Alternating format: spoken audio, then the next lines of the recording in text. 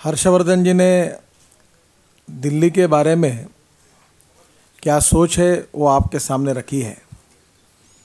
मैं सबसे पहले हर्षवर्धन जी की पार्टी के पार्लियामेंट्री बोर्ड ने मुख्यमंत्री पद के उम्मीदवार के रूप में उनका जो चयन किया है, इसलिए उनका बहुत बहुत अभिनंदन करता हूं, उनको शुभेच्छाएं देता हूं। दूसरी ओर मैं मेरे सहयोगी और पार्टी के अध्यक्ष विजय गोयल, इनको भी बहुत बहुत धन्यवाद देता हूं। लोकतांत्रिक प्रक्रिया के द्वारा हर्षवर्धन जी का जब निर्णय हुआ तो विजय जी ने उसको बहुत अच्छी भावना में, स्पिरिट में उसको स्वीकार किया और एक अच्छे कार्यकर्ता का, एक ईमानदार कर्मठ कार्यकर्ता का परिचय उन्होंने अपने व्यवहार से दिया। पिछले 9 महीने में उन्होंने दिल्ली में बहुत परिश्रम किए, मेहनत की। उन्हीं के नेतृत्व में नरेंद्र मोदी जी की विशाल अभूतपूर्व रैली दिल्ली में हुई।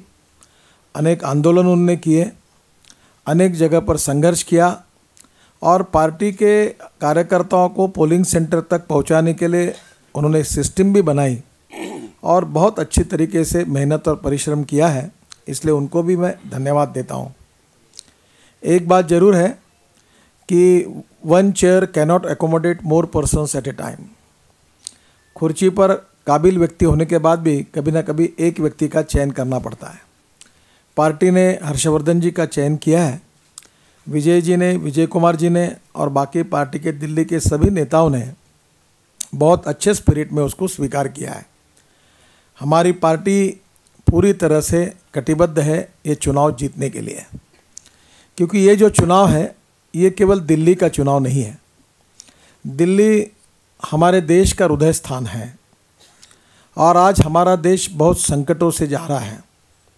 मैं बार बार ये कह चुका हूँ कि भारतीय जनता पार्टी ने जो विचार, जो संस्कार हमको दिए हैं, उसमें से हमारा देश पहले, उसके बाद में पार्टी और उसके बाद में मैं, यही हमारा स्लोगन है, यही हमारा व्यवहार है। आज हमारा देश बहुत संकट से गुजर रहा है। हमारी आर्थिक स्थिति दिवाला पिटने की स्थिति में आई है। $1 की कीमत 68 रुपये तक गई। वर्ल्ड में इन्फ्लेशन का रेट 4% के ऊपर, कहीं नहीं वो 18% तक फूड इन्फ्लेशन का रेट चला गया। $350 बिलियन का एक्सपोर्ट इंपोर्ट का इम्बैलेंस है। आशिया में सबसे ज़्यादा कोल होने के बाद कोल हमको इंपोर्ट करना पड़ रहा है $20 बिलियन का। और एक प्रकार से अर्थशास्त्री प्रधानमंत्री ने देश को पूरी तरह से चौपट कर दिया है।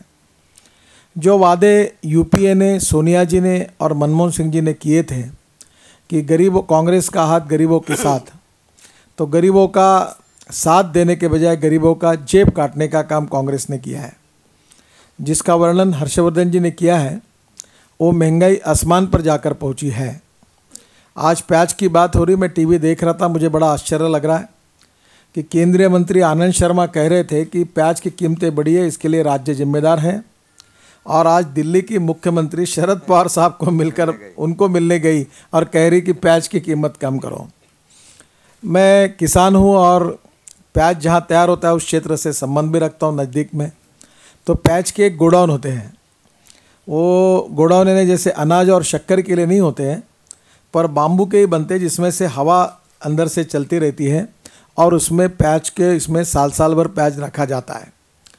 भाभा एटॉमिक रिसर्च सेंटर ने एक रेडियो रेस पास करके मनमाड़ के पास ऐसा एक प्रोजेक्ट बनाया है कि जिसमें अगर रेस पास करके अगर प्याज को अगर गोडाउन में रखा जाए तो उसका शेल्फ लाइफ 1 साल का हो सकता है। ये भाभा एटॉमिक रिसर्च सेंटर जो मुंबई की है, उनका रिसर्च है और ये कुछ जगह हमारे यहाँ महाराष्ट्र में इसका उपयोग भी किया जा रहा है। दिल्ली के क्षेत्र में जैसे फूड कॉरपोरेशन ऑफ इंडिया है, जैसे शुगर है, गेहूँ है, चावल है, इसको हम जैसे स्टोर करते हैं, वैसे प्याज को भी स्टोर करने की आवश्यकता है। इस देश में 1,08,000 करोड़ रुपए के फ्रूट, वेजिटेबल्स सड़ जाते हैं क्योंकि pre cooling plant, cold storage और स्टोरिंग कैपेसिटी नहीं। 85,000 करोड़ के अनाज सड़ जाता है क्योंकि हमारे पास गोडाउंस नहीं। और मुझे लगता है यहाँ राज्य केंद्र की बात कर रहा है, केंद्र राज्य की बात कर रहा है। दोनों जगह कांग्रेस की सरकार है और दोनों ने मिलकर गांव, गरीब और मजदूर और किसान का कैसा सत्यानाश किया, इसका ये उदाहरण है। प्याज की एक विशेषता है कि प्याज जब हम लोग काटते हैं तो आँखों में आंसू आते हैं। मेरा विश्वास है कि ये प्याज शीला दीक्षित में ऐसे आंखों में ऐसे आंसू आएंगे कि उनको निश्चित रूप से याद आएगा कि प्याज की कितनी कीमत है और लोगों को कितनी तकलीफ़ हो रही है।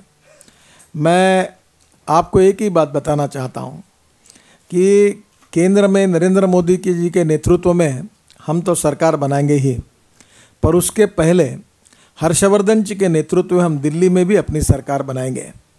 हमारी पार्टी, हमारे कार्यकर्ता, हमारे नेता, हम एक लोकतांत्रिक पार्टी है। हम कोई public limited, private limited company या पार्टनरशिप कंसर्न नहीं है। हम परिवार की पार्टी नहीं है, माँ बेटों की और पिता पुत्रों की पार्टी नहीं है।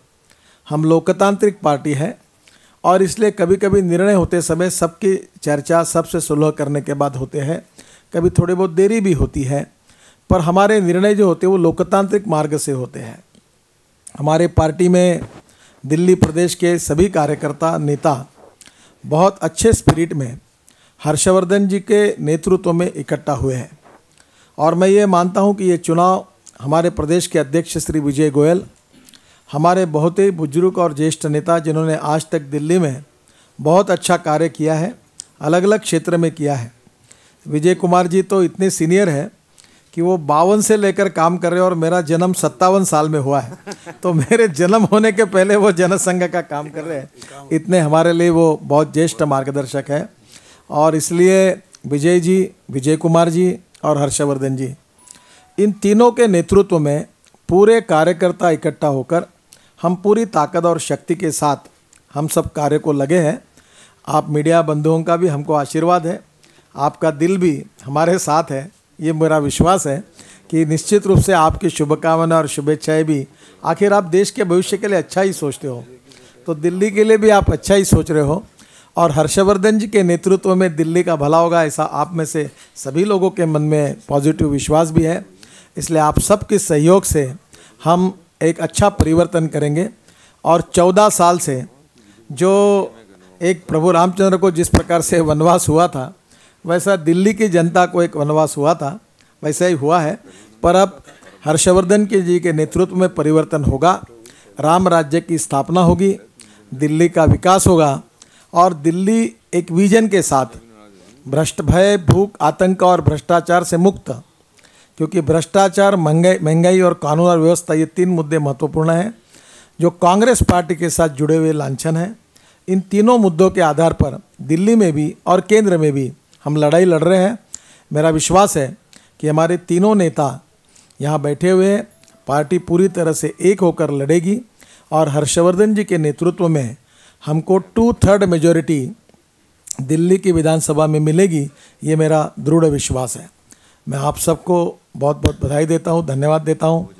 और मैं अध्यक्ष के बाद पहली बार प्रेस कॉन्फ्रेंस ले रहा हूँ, तो बहुत दिनों के बाद आया हूँ।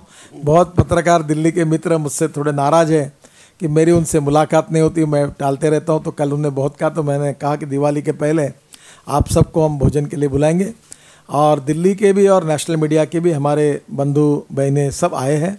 मैं आपको बहुत बहुत शुभकामनाएं और शुभेच्छा देता हूँ और आने वाली दिवाली आप सबके जीवन में, आप भी महंगाई से त्रस्त है इसका मुझे पता है, फिर भी आने वाला समय भारतीय जनता पार्टी का आएगा और आपका भविष्य भी अच्छा होगा, आपको भी अच्छी राहत मिलेगी, अच्छी सरकार मिलेगी, महंगाई कम होगी और आप भय, भूख, आतंक, भ्रष्टाचार से मुक्त होंगे और बहनों के लिए सुरक्षा प्रदान वाली सरकार होगी। यही विश्वास देकर आपको बहुत बहुत बधाई देते हुए आपका अभिनंदन करता हूं और आप सब लोग भोजन करके जाइए। आज आपको विशेष रूप से आमंत्रित किया, यही प्रार्थना करता हूं।